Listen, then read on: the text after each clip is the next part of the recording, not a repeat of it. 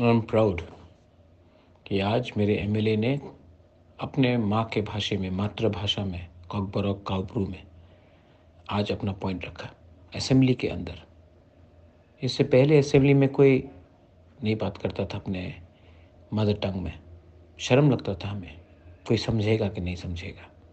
लेकिन आज तिपरामोथा के एमएलए ने बात किया और कोई समझ सकता है तो समझ सकता, नहीं समझ सकता तो नहीं समझ सकता, हमारा भाषा समझ लो।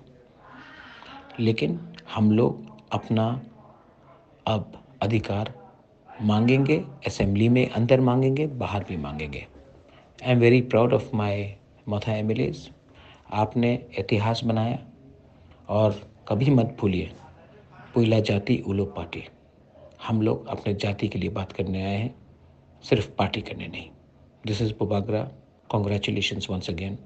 We will not surrender. बेलाइन हमबाई।